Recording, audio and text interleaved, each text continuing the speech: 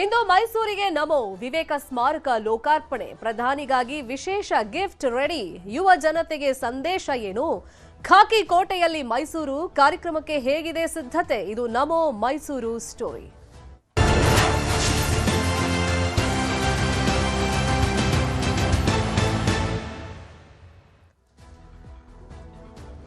ಇವತ್ತು ಮಧ್ಯಾಹ್ನ ಮೈಸೂರಿಗೆ ನರೇಂದ್ರ ಮೋದಿ ಅವರು ಆಗಮಿಸ್ತಾ ಇದ್ದಾರೆ. ಕಡೆ ಹಂತದಲ್ಲಿ ತಯಾರಿಗಳು ನಡೀತಾ ಇದೆ. ಇವತ್ತು ವಿವೇಕ ಸ್ಮಾರಕವನ್ನ ಪ್ರಧಾನಿ ನರೇಂದ್ರ ಮೋದಿ ಅವರು ಉದ್ಘಾಟನೆಯನ್ನ ಮಾಡ್ತಾ ಇದ್ದಾರೆ.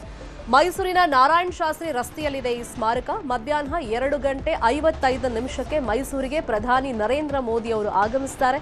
ಮಧ್ಯಾಹ್ನ 3:15 ಓವಲ್ ಗ್ರೌಂಡ್ಗೆ ಬರ್ತಾರೆ. ಮಧ್ಯಾಹ್ನ 3:30 ವಿವೇಕ ಸ್ಮಾರಕವನ್ನ ನರೇಂದ್ರ ಮೋದಿ ಅವರು ಉದ್ಘಾಟನೆ ಮಾಡ್ತಾರೆ. ಸಂಜೆ 4:25 ರಾಮಕೃಷ್ಣ ಆಶ್ರಮದಲ್ಲಿ ವೇದಿಕೆ ಕಾರ್ಯಕ್ರಮ ಇದೆ.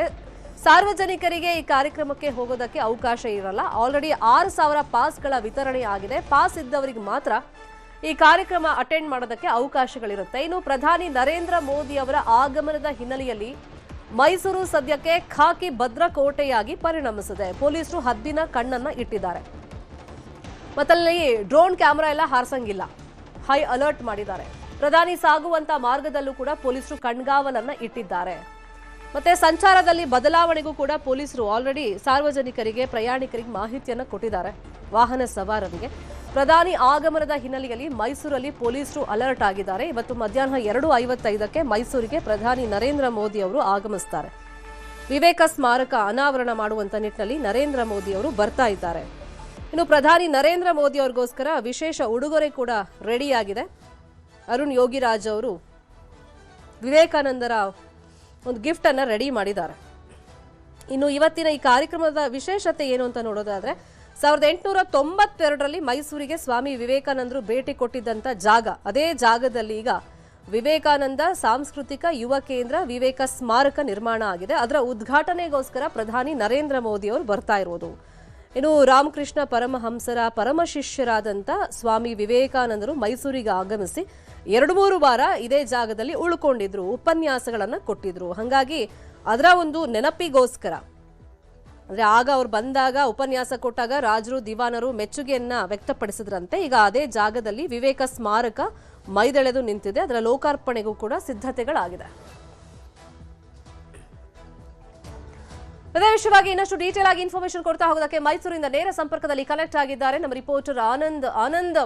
ಮಧ್ಯಾಹ್ನ ನಂತರ ಪ್ರಧಾನಿ ನರೇಂದ್ರ ಮೋದಿ ಅವರು ಮೈಸೂರಿಗೆ ಬರ್ತಾ ಇದ್ದಾರೆ. ಹಾಗಾಗಿ ಸಂಚಾರದಲ್ಲಿ ಬದಲಾವಣೆ ಎಷ್ಟು ಗಂಟೆಯಿಂದ ಆಗುತ್ತೆ, ಮತ್ತೆ ನರೇಂದ್ರ ಮೋದಿ ಅವರು ಸಾಗಿ ಬರುವಂತ ಮಾರ್ಗ ಮತ್ತೆ ಸಿದ್ಧತೆಗಳು ಹೆಂಗಾಗ್ತಾ ಇದೆ?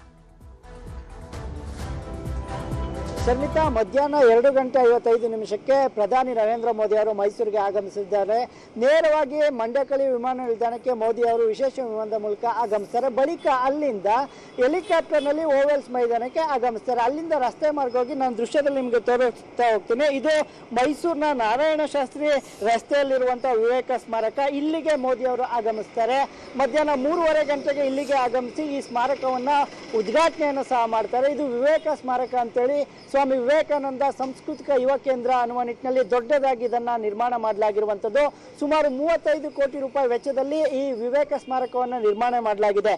ಏನು ಮೋದಿ ಅವರು ಇಲ್ಲಿ ಉದ್ಘಾಟನೆಯನ್ನ ಮಾಡಿದ ಬಳಿಕ ಒಳಗಡೆ ಒಂದಷ್ಟು ಸ್ವಾಮಿ ವಿವೇಕಾನಂದರ ಚರಿತ್ರೆಯ ಪುಸ್ತಕಗಳಿದೆ, ಅಲ್ಲದೆ ಆಡಿಟೋರಿಯಂ ಇರುವಂಥದ್ದು ಎಲ್ಲವನ್ನು ಕೂಡ ವೀಕ್ಷಣೆಯನ್ನ ಮಾಡ್ತಾರೆ. ಬಳಿಕ ಅಲ್ಲೇ 2 ನಿಮಿಷ ಧ್ಯಾನವನ್ನು ಕೂಡ ಮಾಡ್ತಾರೆ ಅಂತೇಳಿ ಈಗ ಮಠದ ಆಶ್ರಮದ ವತಿಯಿಂದ ಮಾಹಿತಿಯನ್ನು ಕೊಟ್ಟಿರುವಂಥದ್ದು.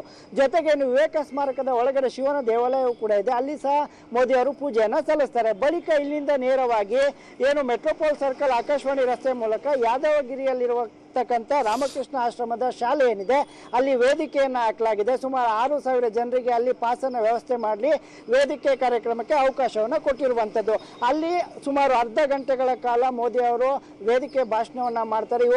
ಯುವಜನರು ಹಾಗೂ ಸಾರ್ವಜನಿಕರನ್ನ ಕುರಿತು ಉದ್ದೇಶಿಸಿ ಭಾಷಣವನ್ನ ಮಾಡಿ ಬಳಿಕ ಅಲ್ಲಿಂದ ನೇರವಾಗಿ ರಾಮಕೃಷ್ಣ ಆಶ್ರಮಕ್ಕೆ ಬರ್ತಾರೆ. ಅಲ್ಲಿಂದ ಓವೆಲ್ಸ್ ಗ್ರೌಂಡ್ಗೆ ಬಂದು ಮಂಡ್ಯಕಳಿ ವಿಮಾನ ನಿಲ್ದಾಣಕ್ಕೆ ಹೋಗ್ತಾರೆ. ಸದ್ಯ ಇದೀಗ ಮೋದಿ ಅವರು ಮೈಸೂರಿಗೆ ಬರುವ ಹಿನ್ನೆಲೆಯಲ್ಲಿ ಮೋದಿ ಅವರು ಸಂಚರಿಸತಕ್ಕಂಥ ಎಲ್ಲಾ ಮಾರ್ಗಗಳಲ್ಲೂ ಕೂಡ ಈಗಾಗಲೇ ಪೊಲೀಸರು ಹೈ ಅಲರ್ಟ್ ಅನ್ನು ಘೋಷಣೆ ಮಾಡಿರುವಂಥದ್ದು. ಜೊತೆಗೆ ಡ್ರೋನ್ ಹಾರಾಟಕ್ಕೆ ಎಲ್ಲೂ ಕೂಡ ಅವಕಾಶ ಇಲ್ಲ. ಸುಮಾರು 1,000ಕ್ಕೂ ಹೆಚ್ಚು ಮಂದಿ ಪೊಲೀಸರು ಈಗಾಗಲೇ ಇದಕ್ಕೆ ನಿಯೋಜನೆಗೊಂಡಿರುವಂಥದ್ದು. ಅಲ್ಲದೆ ಏನು ಮೋದಿ ಅವರು ನಾರಾಯಣ ಶಾಸ್ತ್ರಿ ರಸ್ತೆ ಇರ್ಬೋದು, JLB ರಸ್ತೆ, ಮೆಟ್ರೋಪಾಲ್ ಸರ್ಕಲ್, ಆಕಾಶವಾಣಿ, ಯಾದವಗಿರಿ ಈ ಮಾರ್ಗದಲ್ಲಿ ಸಂಚರಿಸ್ತಾರೆ. ಇಲ್ಲಿ 12 ಗಂಟೆ ನಂತರದಲ್ಲಿ ಯಾವ ಸಾರ್ವಜನಿಕರಿಗೆ ಹಾಗೂ ಸಾರ್ವಜನಿಕ ವೆಹಿಕಲ್ಗೆ ಓಡಾಟ ಮಾಡೋಕ್ಕೆ ಅವಕಾಶವನ್ನು ಕೊಡೋದಿಲ್ಲ. ಈಗಾಗಲೇ ಬದಲಿ ರಸ್ತೆ ವ್ಯವಸ್ಥೆಯನ್ನು ಕೂಡ ನಗರದ ಪೊಲೀಸ್ ಆಯುಕ್ತರಾದಂಥ ಸೀಮಾ ಲಟ್ಕರ್ ಅವರು ಅಂದ್ರೆ ಆದೇಶವನ್ನು ಮಾಡಿರುವಂಥದ್ದು. ಬದಲಿ ರಸ್ತೆಗಳನ್ನ ನೀವು ಮಾರ್ಗವನ್ನ ಅಂದ್ರೆ ಉಪಯೋಗ ಮಾಡಿಕೊಂಡು ಸಂಚಾರ ಮಾಡಿ ಅಂತೇಳಿ. ಜೊತೆಗೆ ಇನ್ನು ಮೋದಿಯವರು ನೇರವಾಗಿ ಒಂದೊಮ್ಮೆ ಏನು ಹವಾಮಾನ ವೈಪರೀತ್ಯ ಏನಾದರೂ ಆದರೆ ಮಂಡ್ಯಕಳಿ ವಿಮಾನ ನಿಲ್ದಾಣ ಬದಲಾಗಿ ನೇರವಾಗಿ ಓವಲ್ಸ್ ಗ್ರೌಂಡ್ಗೆ ಬರ್ತಾರೆ ಅನ್ನುವಂಥ ಮಾಹಿತಿಯು ಸಹ ಇರುವಂಥದ್ದು. ಒಟ್ಟಾರೆಯಾಗಿ ಮಧ್ಯಾಹ್ನ 2:55 ಗಂಟೆಗೆ ಮೈಸೂರಿಗೆ ಮೋದಿಯವರು ಆಗಮಿಸ್ತಾರೆ. 3:15 ಗಂಟೆಗೆ ನೇರವಾಗಿ ವಿವೇಕ ಸ್ಮಾರಕದ ಬಳಿ ಬಂದು ಇದನ್ನು ಉದ್ಘಾಟನೆಯನ್ನ ಮಾಡಿ ಅಲ್ಲಿಂದ ನೇರವಾಗಿ ರಾಮಕೃಷ್ಣ ಆಶ್ರಮದ ಶಾಲೆ ಏನಿದೆ ಅಲ್ಲಿ ವೇದಿಕೆ ಕಾರ್ಯಕ್ರಮದಲ್ಲಿ ಭಾಗಿಯಾಗ್ತಾರೆ. ಒಟ್ಟು 6,000 ಜನರಿಗೆ ಪಾಸನ್ನು ವಿತರಣೆ ಮಾಡಲಾಗಿದೆ. ಅಲ್ಲದೆ ಮಾಧ್ಯಮದವರೆಗೂ ಸಹ ಒಂದಷ್ಟು ರೀತಿಯಲ್ಲಿ ನಿರ್ಬಂಧವನ್ನು ಹೇರಲಾಗಿರುವಂಥದ್ದು. ಮೋದಿ ಸಂಚರಿಸುವ ಕೆಲವೊಂದಷ್ಟು ಮಾರ್ಗಗಳಲ್ಲಿ ಮಾಧ್ಯಮದವರನ್ನು ಕೂಡ ನಿರ್ಬಂಧ ಮಾಡಲಾಗಿದೆ. ಶರ್ಮಿತಾ. ಫೈನ್. ಆನಂದ್, ಇವಾಗ ವಿವಿಧ ಮಠಾಧೀಶರು ಇವತ್ತಿನ ಕಾರ್ಯಕ್ರಮದಲ್ಲಿ ಪಾಲ್ಗೊಳ್ತಾರೆ ಅಂತ ಹೇಳಿ ಮಾಹಿತಿ ಇದೆ. ಆಹ್ವಾನ ಅವರಿಗೆ ಹೋಗಿದೆ ಅಂತ. ಅದರಂತೆ ಪ್ರಮುಖ ಮಠಾಧೀಶರು ಯಾರೆಲ್ಲ ಬರ್ತಾ ಇದ್ದಾರೆ, ಯಾರ್ಯಾರಿಗೆ ವೇದಿಕೆ ಮೇಲೆ ಅವಕಾಶವನ್ನ ಕಲ್ಪಿಸಲಾಗಿದೆ, ಮತ್ತೆ ಇತರೆ ಗಣ್ಯರು, ವಲಯದ ಗಣ್ಯರು ಯಾರಿಗೆಲ್ಲ ಆಹ್ವಾನ ಇದೆ, ಸಿಎಂ ಡಿ.ಕೆ. ಶಿವಕುಮಾರ್ ಅವರು ಸೇರಿದಂಗೆ. ಶರ್ಮಿತಾ, ಮಠದ ಅಂದ್ರೆ ಆಶ್ರಮದ ಕಾರ್ಯಕ್ರಮಕ್ಕೆ ನರೇಂದ್ರ ಮೋದಿ ಅವರ ಜೊತೆ ಒಂದಷ್ಟು ಗಣ್ಯರು ಮಾತ್ರ ವೇದಿಕೆಯನ್ನ ಹಂಚಿಕೊಳ್ಳಲಿರುವಂಥದ್ದು. ಯಾಕಂತ ಹೇಳಿದ್ರೆ ಈಗಾಗಲೇ SPG ಅವರು ಕೇವಲ 8 ಮಂದಿಗೆ ಅವಕಾಶವನ್ನು ಕೊಟ್ಟಿರುವಂಥದ್ದು. ಸಿಎಂ ಡಿ.ಕೆ. ಶಿವಕುಮಾರ್ ಹಾಗೂ ರಾಮಕೃಷ್ಣ ಆಶ್ರಮದ ಗೌತಮಾನಂದ ಸ್ವಾಮೀಜಿ, ಮುಕ್ತಿದಾನಂದ ಸ್ವಾಮೀಜಿ, ರಾಜ್ಯಪಾಲರಾದ ತಾವರ್ ಚಂದ್ ಗೆಹ್ಲೋಟ್ ಹಾಗೂ ಜಿಲ್ಲಾ ಉಸ್ತುವಾರಿ ಸಚಿವ ಯತೀಂದ್ರ ಸಿದ್ದರಾಮಯ್ಯ ಹಾಗೂ ಸ್ಥಳೀಯ ಶಾಸಕರು ಹಾಗೂ ಅಧ್ಯಕ್ಷತೆಯನ್ನು ವಹಿಸುವಂತಹ ಕೆ. ಹರೀಶ್ ಗೌಡ್ರು ಜೊತೆಗೆ BY ವಿಜಯೇಂದ್ರ ಅವರು ಕೂಡ ವೇದಿಕೆ ಕಾರ್ಯಕ್ರಮದಲ್ಲಿ ಇರ್ತಾರೆ ಅನ್ನುವಂಥ ಮಾಹಿತಿ ಸದ್ಯಕ್ಕೆ ಲಭ್ಯವಾಗಿರುವಂಥದ್ದು. ವೇದಿಕೆಯಲ್ಲಿ ಕೇವಲ 8 ಜನರಿಗೆ ಅಷ್ಟೇ ಅವಕಾಶವನ್ನು ಕೊಡಲಾಗಿದೆ. ಜೊತೆಗೆ ಸುತ್ತೂರು ಮಹಾಸಂಸ್ಥಾನದ ಮಠಾಧ್ಯಕ್ಷರಾದಂತಹ ಶಿವರಾತ್ರಿ ದೇಶಿಕೇಂದ್ರ ಸ್ವಾಮೀಜಿಯು ಸಹ ವೇದಿಕೆ ಕಾರ್ಯಕ್ರಮದಲ್ಲಿ ಭಾಗಿಯಾಗ್ತಾರೆ. ಅದು ರಾಮಕೃಷ್ಣ ಆಶ್ರಮದ ಶಾಲೆಯ ವೇದಿಕೆ ಏನಿದೆ ಅಲ್ಲಿ ನಡೆಯುವಂಥದ್ದು. ಇನ್ನು ಹೆಚ್ಚಿನದಾಗಿ ಬರುವಂತಹ ನಾಯಕರು ಇರಬಹುದು, ಗಣ್ಯರಿಗೆ ವೇದಿಕೆ ಕೆಳಭಾಗದಲ್ಲಿ ಆಸನಕ್ಕೆ ವ್ಯವಸ್ಥೆಯನ್ನು ಮಾಡಿಕೊಡಲಾಗಿರುವಂಥದ್ದು. ಕೇವಲ 200ರಿಂದ 300 ಗಣ್ಯರಷ್ಟೇ ಅಲ್ಲಿ ಆಸನದ ವ್ಯವಸ್ಥೆಯನ್ನು ಮಾಡಲಾಗಿರುವಂಥದ್ದು. ಇನ್ನು ಉಳಿದ ಬಹುತೇಕ 5,600 ಜನಕ್ಕೆ ಸಾರ್ವಜನಿಕರಿಗೆ ಪಾಸನ ಈಗಾಗಲೇ ವಿತರಣೆ ಮಾಡಲಾಗಿರುವಂಥದ್ದು. ಶರ್ಮಿತಾ. ಫೈನ್. ಅಂದ್ರೆ ಇದರ ಮಹತ್ವ ಹಿನ್ನೆಲೆಯನ್ನು ನೋಡ್ತಾ ಹೋಗೋದಾದ್ರೆ 1892ರಲ್ಲಿ ಸ್ವಾಮಿ ವಿವೇಕಾನಂದರು ಇಲ್ಲಿಗೆ ಮೈಸೂರಿಗೆ ಭೇಟಿ ಕೊಟ್ಟಾಗ ಈ ಜಾಗದಲ್ಲಿ ತಂಗಿದ್ರು. ಸುಮಾರು 2-3 ವಾರ ಇಲ್ಲೇ ಉಳ್ಕೊಂಡಿದ್ರು, ಪ್ರವಚನಗಳನ್ನ ಕೊಟ್ಟಿದ್ರು, ಎಸ್ಪೆಷಲಿ ಯುವಕರಿಗೆ ಸಂದೇಶವನ್ನ ತಲುಪಿಸಿದ್ರು ಅಂತೆಲ್ಲ ಒಂದಿಷ್ಟು ಮಾಹಿತಿಗಳು ಅಂದ್ರೆ ಇತಿಹಾಸದ ಪುಟಗಳಲ್ಲಿ ದಾಖಲಾಗಿದೆ. ಅದರ ವಿಶೇಷತೆ ಏನು ಆನಂದ್? ಶರ್ಮಿತಾ, 1892ರಲ್ಲಿ ಇಂಥ ದೃಶ್ಯದಲ್ಲಿ ಏನ್ ನೋಡ್ತಾ ಇದ್ದೀರಾ, ಇಲ್ಲಿ ನಿರಂಜನ ಮಠ ಹಾಗೂ ಅನಾಥಾಲಯ ಇತ್ತು. ಇಲ್ಲಿ ಸ್ವಾಮಿ ವಿವೇಕಾನಂದರು ಮೈಸೂರಿಗೆ ಬಂದಂತ ಸಂದರ್ಭದಲ್ಲಿ 2-3 ದಿನಗಳ ಕಾಲ ಇಲ್ಲೇ ಉಳಿದಿದ್ರು ಅಂತೇಳಿ ಇತಿಹಾಸದ ಪುಟಗಳಲ್ಲಿ ಉಲ್ಲೇಖ ಆಗಿರುವಂತದ್ದು. ಆ ಹಿನ್ನೆಲೆಯಲ್ಲಿ 2014ರ ನಂತರ ಇಲ್ಲಿ ನಾವು ವಿವೇಕಾನಂದರ ಸ್ಮರಣೆಗೋಸ್ಕರ ಅವರ ಹೆಸರಿನಲ್ಲಿ ಒಂದು ಸ್ಮಾರಕವನ್ನು ನಿರ್ಮಾಣ ಮಾಡಬೇಕು ಅಂತೇಳಿ ರಾಮಕೃಷ್ಣದ ಮಠದ ಆಶ್ರಮದ ಗುರುಗಳೇನಿದ್ದಾರೆ ಅವರು ಇಚ್ಛೆ ಪಟ್ಟಿರುವಂತದ್ದು. ಆ ಹಿನ್ನೆಲೆಯಲ್ಲಿ ಸರ್ಕಾರಕ್ಕೆ ಮನವಿಯನ್ನ ಸಲ್ಲಿಸ್ತಾರೆ. ಇಲ್ಲಿ ಹಿಂದೆ ಏನು 1892ರಲ್ಲಿ ಸ್ವಾಮಿ ವಿವೇಕಾನಂದರು ಬಂದು ಇಲ್ಲಿ ಒಂದಷ್ಟು ದಿನ ಉಳಿದಿದ್ರು, ಜೊತೆಗೆ ಪ್ರವಚನವನ್ನು ಕೂಡ ಕೊಟ್ಟಿದ್ರು. ಆ ನೆನಪಿಗಾಗಿ ಇಲ್ಲಿ ಯುವ ಜನತೆಗೆ ಒಂದಷ್ಟು ರೀತಿಯಲ್ಲಿ ಉತ್ತೇಜನವನ್ನ ಕೊಡಬೇಕು. KS ಇರ್ಬೋದು, IPS ಇರ್ಬೋದು, IAS ಇರ್ಬೋದು, ಇವ್ರಿಗೆಲ್ಲರಿಗೂ ಕೂಡ ಒಂದಷ್ಟು ಕೋಚಿಂಗ್ ಅನ್ನ ಕೊಡಬೇಕು. ಯುವಕರಿಗೆ ದಾರಿದೀಪವಾಗುವಂತಹ ವಿವೇಕಾನಂದರ ಸ್ಮಾರಕವನ್ನು ಇಲ್ಲಿ ನಿರ್ಮಾಣ ಮಾಡಬೇಕು ಅಂತೇಳಿ ಸ್ವಾಮಿ ವಿವೇಕಾನಂದರ ಸಾಂಸ್ಕೃತಿಕ ಯುವ ಕೇಂದ್ರವನ್ನು ನಿರ್ಮಾಣ ಮಾಡಿರುವಂತದ್ದು. ಕಳೆದ 4 ವರ್ಷಗಳಿಂದಲೂ ಕೂಡ ಇದು ನಿರ್ಮಾಣ ಆಗಿರುವಂತದ್ದು. ಸುಮಾರು 35 ಕೋಟಿ ವೆಚ್ಚದಲ್ಲಿ ನಿರ್ಮಾಣ ಆಗಿದೆ. ಈ ಹಿಂದೆಯಲ್ಲಿ ನಿರಂಜನ ಸ್ವಾಮಿ ಮಠ ಇತ್ತು, ಜೊತೆಗೆ ಅನಾಥಾಲಯವೂ ಕೂಡ ಇತ್ತು. ಅದನ್ನೆಲ್ಲವನ್ನು ಕೂಡ ಸರ್ಕಾರ ತನ್ನ ಅಂದ್ರೆ ರಾಮಕೃಷ್ಣ ಆಶ್ರಮಕ್ಕೆ ಕೊಟ್ಟ ನಂತರ ಅವರು ಅದ್ದೂರಿಯಾಗಿ ಇಲ್ಲಿ ಯುವ ಜನಕ್ಕೆ ಉತ್ತೇಜನ ಕೊಡಬೇಕು.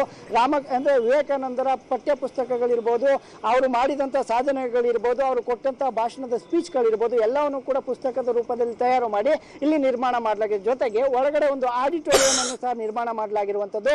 ಆ ಆಡಿಟೋರಿಯಂನಲ್ಲಿ ಸುಮಾರು 600 ಮಂದಿ ಕುಳಿತು ಯಾವುದೇ ಕಾರ್ಯಕ್ರಮವನ್ನಾಗಿರ್ಬೋದು ಅಥವಾ ಒಂದು ರೀತಿಯ ಕೋಚಿಂಗ್ ಅನ್ನು ಕೂಡ ತೆಗೆದುಕೊಳ್ಳಬಹುದು. ಇವೆಲ್ಲವನ್ನು ಕೂಡ ಈ ಸ್ಮಾರಕದಲ್ಲಿ ನಿರ್ಮಾಣ ಮಾಡಲಾಗಿದೆ.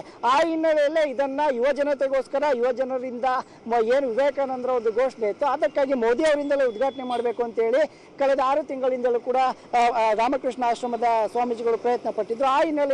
ಆ ಹಿನ್ನೆಲೆಯಲ್ಲಿ ಇಂದು ಈ ವಿವೇಕ ಸ್ಮಾರಕ ಸ್ವಾಮಿ ವಿವೇಕಾನಂದ ಸಾಂಸ್ಕೃತಿಕ ಯುವ ಕೇಂದ್ರ ಏನಿದೆ ಇದು ಲೋಕಾರ್ಪಣೆಯನ್ನ ಮೋದಿ ಅವರೇ ಮಾಡ್ತಾರೆ. ಆ ಮೂಲಕ ಯುವಕರಿಗೆ ಒಂದು ರೀತಿಯ ಉತ್ತೇಜನವನ್ನು ಕೂಡ ಕೊಡಲಿರುವಂತದ್ದು. ಶರ್ಮಿತಾ, ಫೈನ್. ಇವತ್ತು ಯುವ ಜನತೆಗೆ ನರೇಂದ್ರ ಮೋದಿ ಅವರು ಅರ್ಧ ಗಂಟೆ ಸಂದೇಶ ಕೊಡ್ತಾರೆ ಅಂತ ಹೇಳಿ ಮಾಹಿತಿ ಇದೆ. ಏನೆಲ್ಲ ವಿಷಯಗಳನ್ನು ಪ್ರಸ್ತಾಪ ಮಾಡ್ತಾರೆ, ಫಾಲೋ ಅಪ್ ಮಾಡೋಣ ಮಧ್ಯಾಹ್ನ.